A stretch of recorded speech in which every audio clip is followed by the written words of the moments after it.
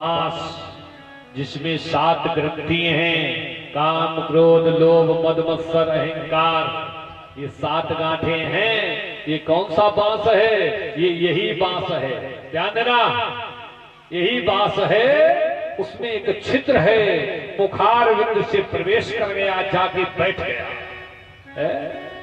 कथा प्रारंभ होने जा रही है कि जग में जब बाल भये, जीव को जब जन्म मिलता है तो एक ही शुद्ध रहती है, तब एक रही शुद्धि भोजन की, भोजन की।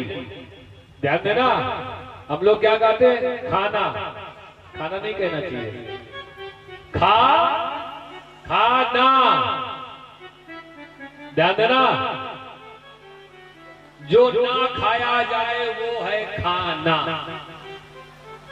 है क्या है? खाना। जिसे खाना नहीं है वही है खाना। हमारी संस्कृति क्या है? भोजन भजन। परिचित जी, भोजन भजन। हाँ, खाना किसमें कहा जाता है? मुसलमानों। खाना पाखाना खजाना जनाना है, ये पर्दे में होना चाहिए। दादा कि जग में जब बाल भये, तब एक रही शुद्धि भोजन की। और ध्यान देना, भोजन में मात्रा लगी है और भजन में कोई मात्रा नहीं है। चाहे जितना भजन करो, 24 घंटे सीताराम राधे श्याम, सीताराम राधे श्याम, कभी साइड इफेक्ट नहीं हो सकता, नुकसान नहीं हो सकता है। 24 घंटे करो। और भोजन अगर 4 चपाती खाते हो तो 4 ही खाना, अगर 5 कहीं खा ली तो डाइजेशन खराब हो जाएगा। ध्यान देना है कि जग में जब बाल भये, तब एक रही शुद्धि भोजन की। और ध्यान देना, तन में तरुणाई जब है प्रगति, तब प्रीत रही तरुणी तन से।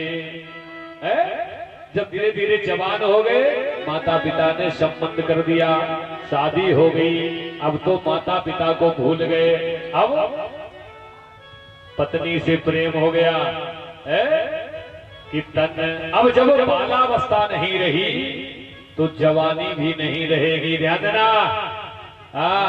और तन वृद्ध भयो धन की तृष्णा। शरीर जब वृद्ध हो जाता है तो व्यक्ति सोचता है, चारपाई पे पड़े पड़े मैं ये नहीं कर पाया, मैं वो नहीं कर पाया है। एक बोलेरो ले पाई, अरे मेरी तो कम से कम हेलीकॉप्टर चलने चाहिए, मेरी रेलें होना चाहिए, मेरे बम्बई में मकान होना चाहिए, ये जमीन नहीं ले पाया, ये मेरे नातेदारों ने लेने नहीं दी, ये मेरे परिवार वालों ने नहीं खरीदने दी, मैं कुछ नहीं कर पाया।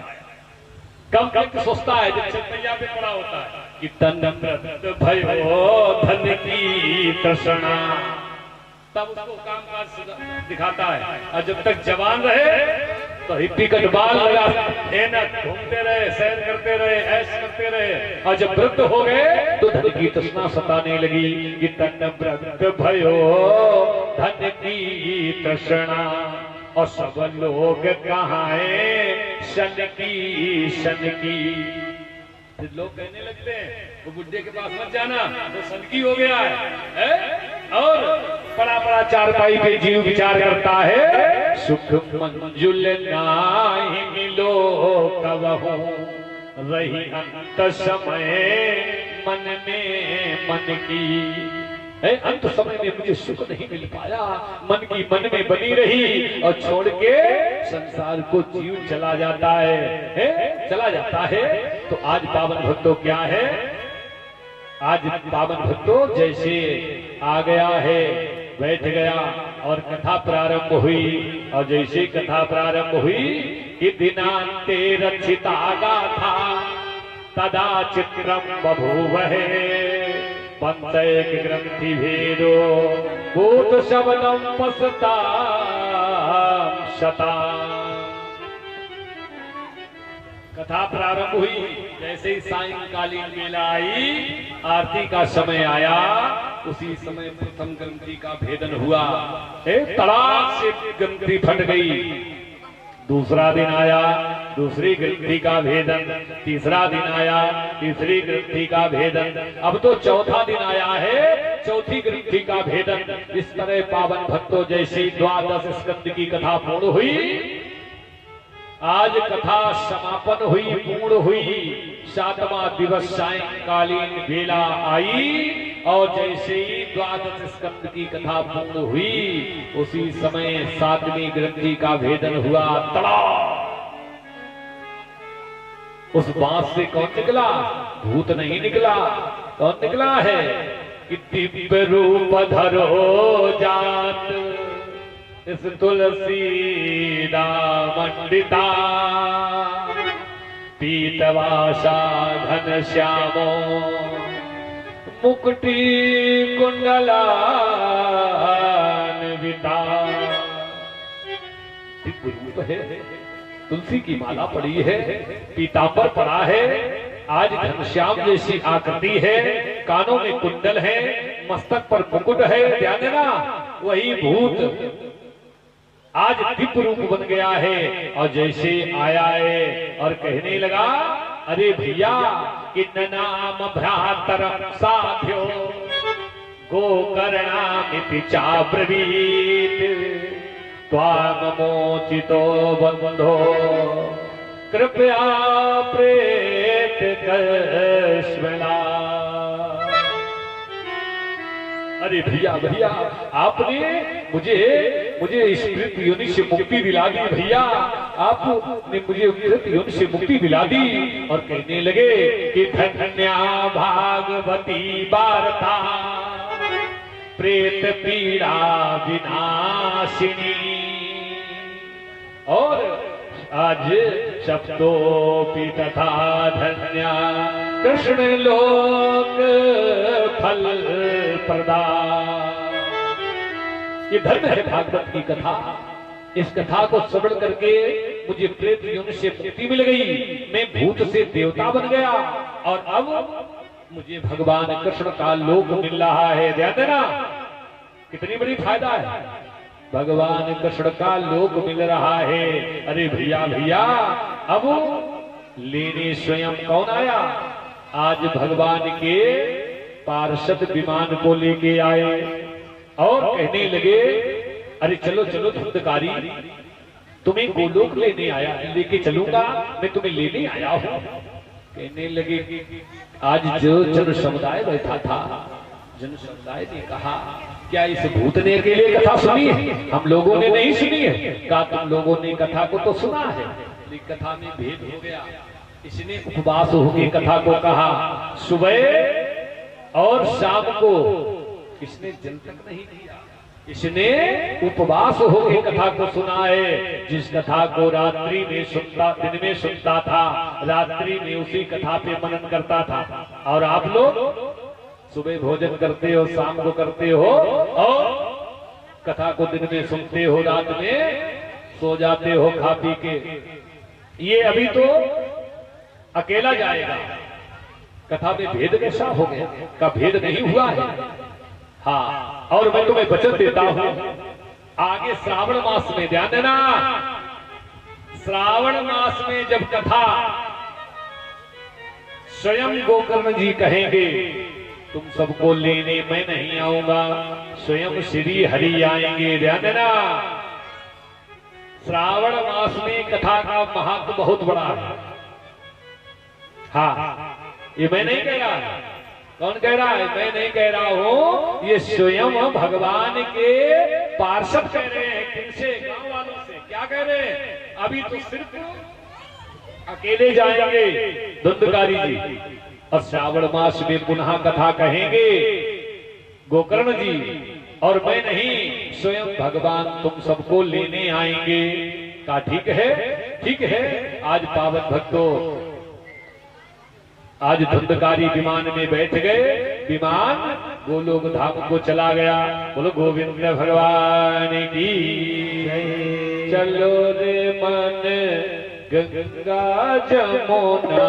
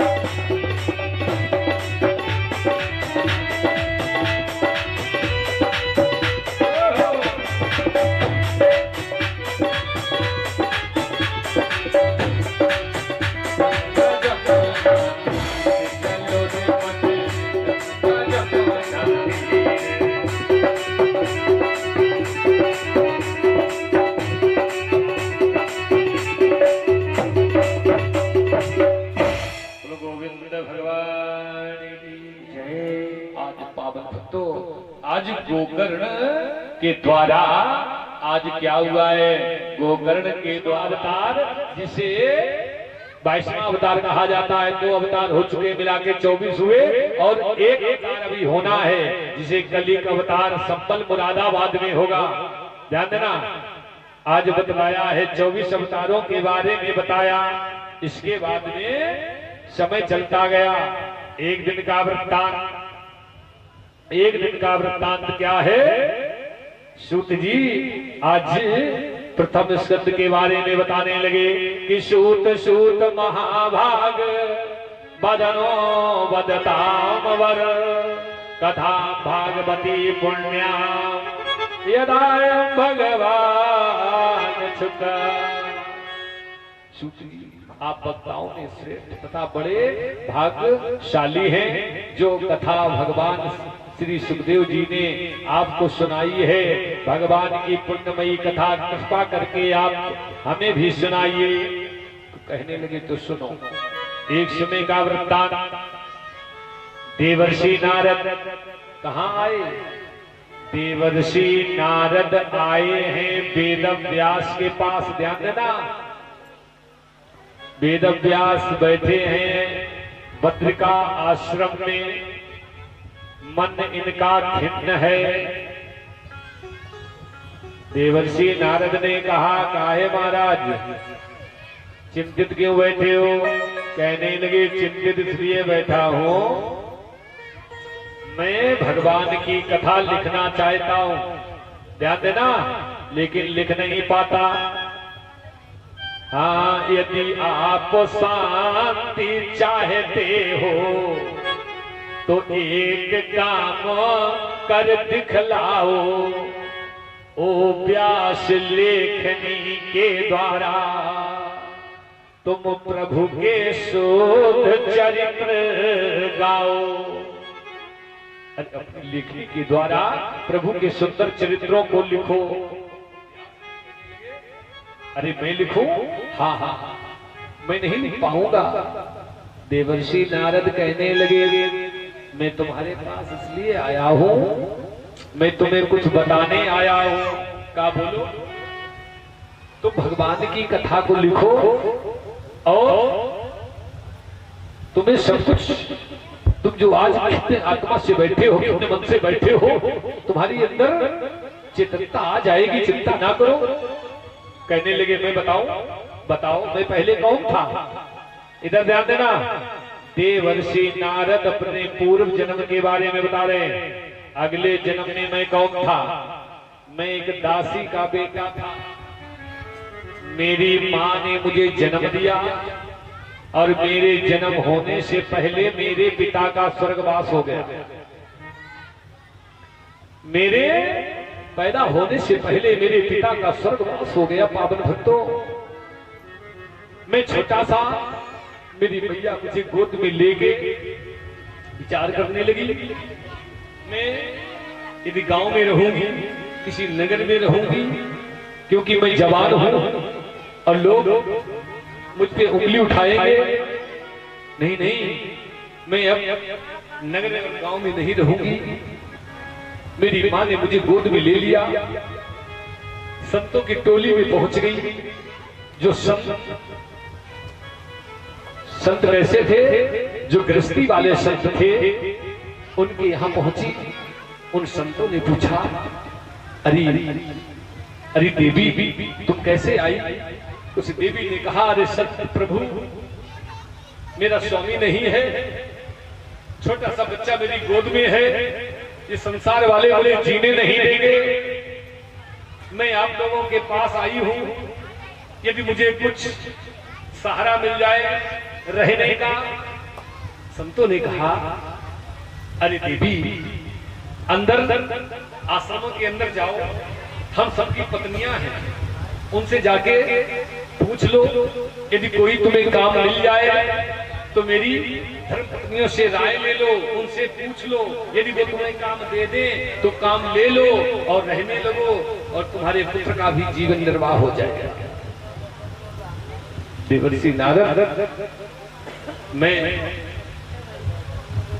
देवर्षि नारद ने कहा, अरे वेदव्यास, मेरी माँ उन संतों के आश्रम में प्रवेश किया, संत माताओं को देखा, आज उनके चरणों में प्रणाम किया।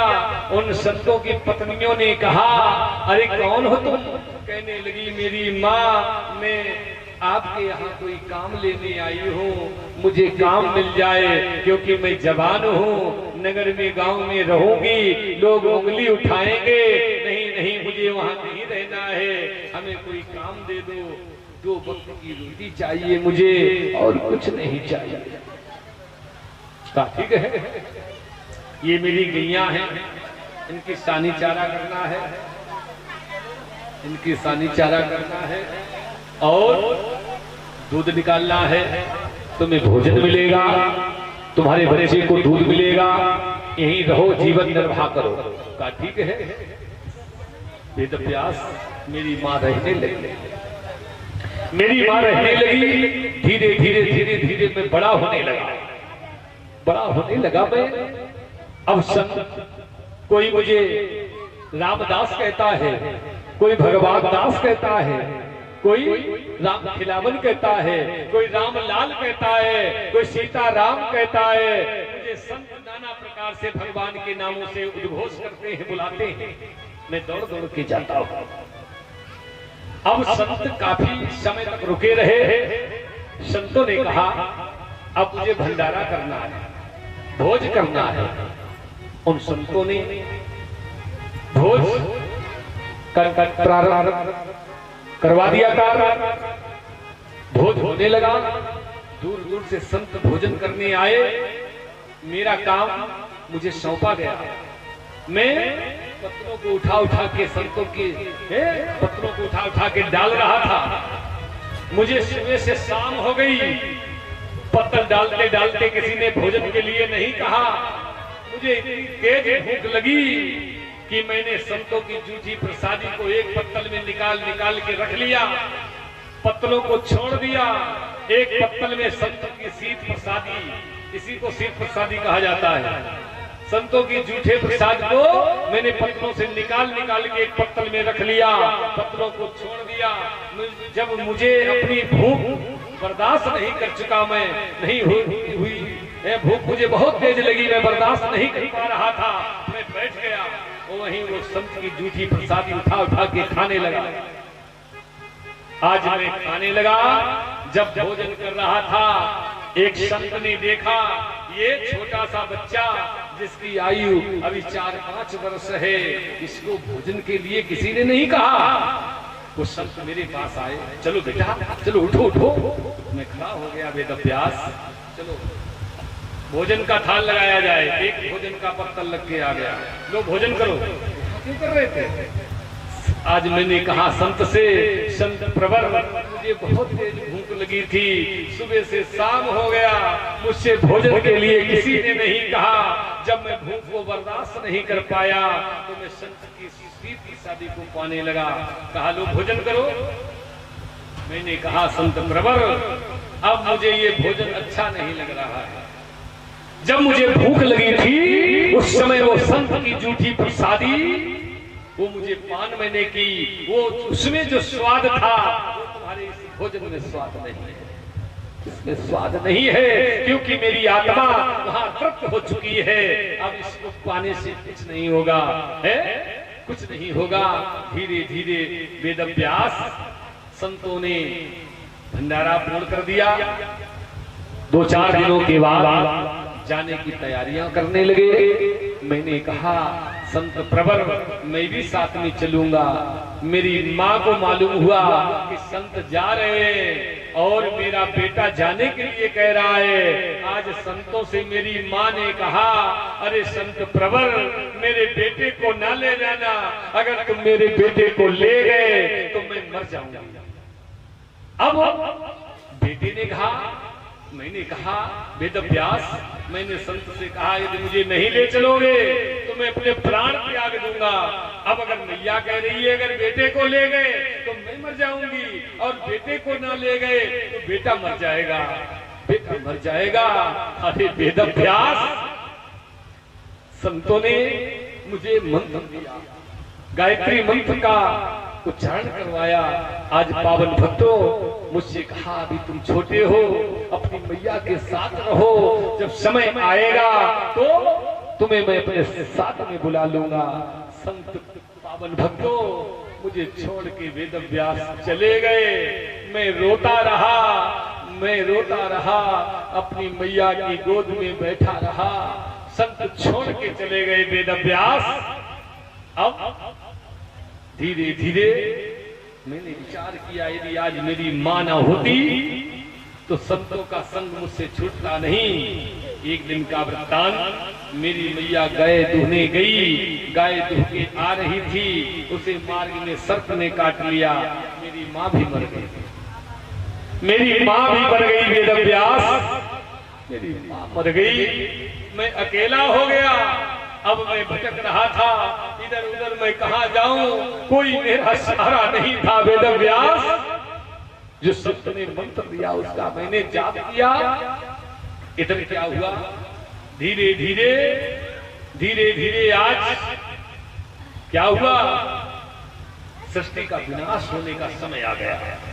सारी सृष्टि सिमट के ब्रह्मा के मुख में जाने लगी। ध्यान देना, एक साथ 12 सूर्य चमकने लगे, मूसलाधार वृष्टि होने लगी, वायु चलने लगी, सारे जीव ब्रह्मा के मुख में जा रहे थे।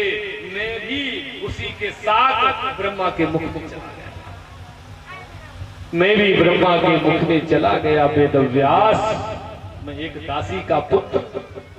धीरे धीरे समय चलता गया और जब समय आया, जब सृष्टि का निर्माण होने का समय आया तो कथा मोचे तथा पुनः सप्त्र रात्रवती भूया श्रवणमते कृतम पुनः। कथा प्रारंभ हो गई, सारे जन समुदाय ने कथा को श्रवण किया। और इधर क्या है, भगवान स्वयं प्रभु आए हैं कि विमाने शय भय तस् चय हरिरा विभर्व बभूवहे जय शब्दा नमा शब्दा स्तत्रासन वही तदा। आज जैसे भगवान विमान को लेके नारायण आए, जय शब्दा नमा शब्दा का उच्चारण हो रहा है और भगवान आ रहे हैं कि पांचजन ध्वनि चक्रे, पंचजन नाद हो रहा है, चक्र को लेके भगवान आ रहे हैं कि पांचजन ध्वनि चक्रे हर्षस्तत्र स्वयं हरि गोकर्णा तु समालिंग करोत सुख सदृशम हरि। जैसे भगवान आज चक्रपाणी आए, बोलो विष्णु भगवान की। जैसे प्रभु आए, भगवान को देख के सारा जन समुदाय चरणों में भगवान के प्रणाम करने लगा। गोकर्ण को हृदय से लगा लिया, ध्यान देना, आज गोकर्ण जी को हृदय से लगा लिया है। और जैसे हृदय से लगाया, सारे जन समुदाय से भगवान ने कहा, अरे सब लोग विमान में बैठ जाओ, हम तुम सबको गोलोक लेने आए हैं। आज सारे जन समुदाय सब विमान में बैठ गए, जो भी जीव जंतु पशु पक्षी थे वो भी मानव सब लोग विमान में बैठ गए। और भगवान के विमान की एक खासियत है, चाहे जितने लोग बैठ जाएं, एक सीट खाली रहती है, सदैव एक सीट खाली रहेगी। गोकर्ण से भगवान ने कहा, अरे गोकर्ण क्या तुम नहीं चलोगे? गोकर्ण कहने लगे, प्रभु आपने मुझसे चलने के लिए कहा ही नहीं, का चलने के लिए नहीं कहा, तो ये बताओ हमारे इन भक्तों को गोलोक धाम में ये कथा कौन सुनाएगा? अगर विमान आ जाए फरौल गांव में आपके यहाँ, अगर भगवान विमान लेके आ जाए तो कौन कौन चलेगा? अबे सब लोग नहीं चलेंगे। कोई कहेगा मुझे अभी शाम को भैंस रखानी है, कोई कहेगा ये करना वो करना। हाँ अच्छा, भगवान से काम ना करो। हाँ अगर विमान आ जाए और भगवान कहे चलो, चलोगे आप? चलने को तैयार, समझ लेना। अच्छा ठीक है, यही भक्ति है। हाँ लेकिन बहुत से लोग नहीं जाएंगे, कहेंगे भी मुझे बहुत कुछ करना है। आज सारा जन समुदाय विमान में बैठ गया, विमान चलने के लिए तैयार हो गया। भगवान ने कहा, गोकर्ण क्या तुम नहीं चलोगे? तुमने कहा, प्रभु अभी तो हमने दो ही कथा कही है, अभी हमें और कथा कहनी है। पंडित जी कह रहे हैं अभी हमें और कथा कहनी है। अब बताओ, ना तो ऐसे श्रोता हुए और ना ऐसे हुए वक्ता। आजकल वक्ता तो क्या वक्ता ही वक्ता है, जहां देखो तहां वक्ता है, जब देखो तब वक्ता, शब्दाना मने कर था, ध्यान देना। हाँ पावन भक्तों, ना तो ऐसे श्रोता हुए ना ऐसे वक्ता हुए। गोकर्ण जी ने दो ही कथाएं कही, उन श्रोताओं ने दो ही कथा सुनी। और आज गोलोक धाम में गोकर्ण जी के मुखारविंद से आज भी कथा सुन रहे हैं, नित्य प्रति कथा चल रही है। कथा गोलोक धाम में आज भी चल रही है। गोकर्ण का यही काम है, कथा कहना, श्रोताओं का काम है कथा सुनना। परिस्थिति ना तो ऐसे वक्ता हुए ना ऐसे श्रोता हुए। जिन श्रोताओं ने दो ही कथा सुनी, कल्याण हो गया। और ऐसे वक्ता दो ही कथा कही कि संसार से आज छोड़ के भगवान का सानिध्य मिल गया, भगवान का लोक मिल गया है। और आज के जमाने में लोग दैदनादन है, कथाएं हो रही हैं लेकिन कल्याण नहीं हो रहा है। हाँ बोलो गोविंद भगवान की जय, सच्चे दरबार की। आज पावन भक्तों, समय चलता जा रहा है, समय चलता जा रहा है। इधर क्या हुआ है, एक दिन का वृत्तांत बतलाया। सूत जी महाराज से सौनक आदि ने कहा, अरे गुरुदेव मैं जानना चाहता हूं आपने ये कथा कहां करानी चाहिए? ध्यान देना, ये कथा कहां करानी चाहिए? और कथा जब करवाई जाए दूर दूर तक निमंत्रण भेजना चाहिए कथा सुनने का और भंडारे की तो आपकी बच्ची। हाँ हाँ हाँ, लिखा है देशे देशे कथा से हम वार्ता प्रेष्य प्रतन्नतः। दूर दूर तक खबर करनी चाहिए कि मेरे यहाँ कथा होने जा रही है, प्रचार करना चाहिए। और कथा कहाँ करानी चाहिए? तीर्थे वापि बने, या तो तीर्थ में करवाओ या वन में करवाओ, जहां पर ज्यादा जगह हो, जैसे कि आपके यहाँ विशाल पंडाल बन सके, बैठने में किसी को दिक्कत ना हो। तीर्थे वापि बने वापि गृहे वा श्रवणम मतम विशाला वसुधा यत्र कर्तव्यम तथा कथा स्थलम, जहाँ कथा का स्थल बन सके आराम से वहां कराने चाहिए। घर में भी करवा सकते हो, जगह गली हो, ऐसा ना हो कि लोग आ ना पाए, हाँ वहां भी करवा सकते हो। और बतलाया गया है, ध्यान देना, कथा वर्णम पंच विप्राणाम, 5 ब्राह्मणों का वर्ण करवाया जाता है, जिससे कथा में कोई विघ्न बाधा ना उत्पन्न हो। जो द्वादश अक्षर विद्या का मंत्र का जाप करते हैं, हाँ करते रहते हैं, ध्यान देना। और छोर कर्म परिषद जी, ये नहीं करना चाहिए। श्रोता मेन श्रोता आप हैं, सबके लिए नहीं, आपके लिए जरूरी है। और 4 पाई पे नहीं आपको लेटना चाहिए, ब्रह्मचर्य का पालन करना चाहिए। हाँ, 24 घंटे में 1 बार भोजन, दिन में फलाहार, ध्यान देना। और एक खास बात, जिन लोगों ने गुरु नहीं किया है वो भगवान की कथा नहीं सुन सकते, ध्यान देना। अब ये ना सोच लेना ये बात इसलिए बता रहे हैं कि हो सकता है आप लोगों को ना मालूम हो। और ये हम अपने बारे नहीं कह रहे हैं, ये लिखा है। क्या लिखा है? विष्णु दीक्षा विहीना नाम नाधिकारा कथा श्रवे, जो गुरुमुखी नहीं है वो कथा नहीं सुन सकते। अब इधर ध्यान, उपाय भी है, पसंद न हो। अगर आप शुरू नहीं कर पाया है, गुरुमुखी नहीं हो, भगवान की कथा सुनना चाहते हो, तो घर से जब चलो या जो माताएं बहनें चले तो क्या कहना चाहिए? कृष्णम वंदे जगत गुरु, हे भगवान कृष्ण, तुम तो सारे जगत के गुरु हो, हम तुम्हें अपना गुरु मानते हैं, गुरु मानती है, हम आपकी कथा सुनना चाहते हैं, सुनना चाहती हैं, तो भगवान की कथा सुन सकते हो। ध्यान देना, जय शब्दा नमा शब्दा संख शब्दम चाकारे, बीच बीच में जय शब्द नमा शब्द का उच्चारण होना चाहिए। आज पावन भक्तों बतलाया है। और ये कथा मालूम क्या है कि दारिद्र्य दुख ज्वर दाहिताना, ये कथा दरिद्र का विनाश करती है? दारिद्र्य दुख, दुख का निवारण कर देती है, ज्वर बुखार दूर हो जाता है। और कि दारिद्र्य दुख ज्वर दाहिताना, माया पिशाची पर दिताना, संसार सिद्धो परिपातिताना, क्षेमाय वैभागवतम प्रगर्जति।